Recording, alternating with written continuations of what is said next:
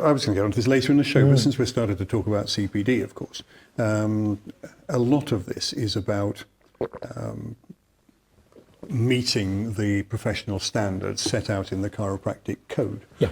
Now, at the moment, you've got a chiropractic code with something like 39 standards in it, and your proposed document, which I've got here, wants to move to an extra 2 principles and go to 81 standards.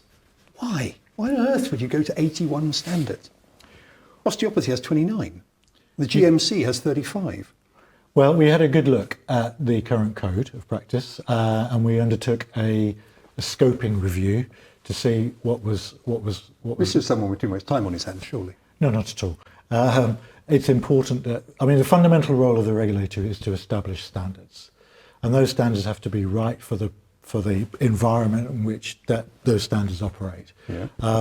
And whilst there's much positive about the current standards, the 2016 Code of Practice, we thought that there were some bits that weren't fully addressed, mainly as a consequence of the passage of time.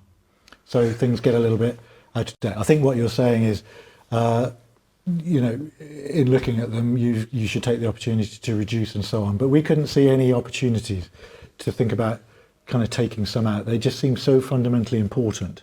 But we did want to establish some new principles around safety and the philosophy of safe care and the importance of safe care, and also a new principle around kind of collaboration, recognizing doctors do that? Recognizing that healthcare is a collaborative enterprise, both with the patient and with other. But don't doctors do that? And they've only got 35 standards.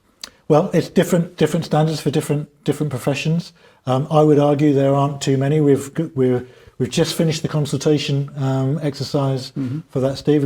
We were very pleased to see we've received over 100 submissions. We'll be looking at those carefully, and we'll be seeing whether or not there's an argument that comes back. We've got too many, or they're too detailed, or what. But essentially, it's the council's decision on this, and they'll be coming to their views at the end of the year. I'm not going to challenge you on this, but do you seriously imagine that any chiropractor knows the current chiropractic standards by heart, let alone 81? I'm convinced that 95% of chiropractors have the Code of Practice on their bedside tables. Yeah. No, of course I know that that's not the case. Do. But I think they know broadly what it encompasses.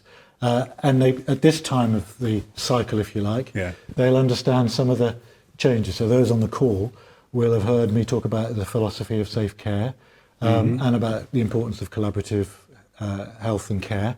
And, they will be hopefully it'll pique their interest in thinking, well, what are the GCC up to? But I absolutely know this is not front and centre of everyone's minds all the time. But equally, as a registered health and care professional, one needs to have an awareness of the standards.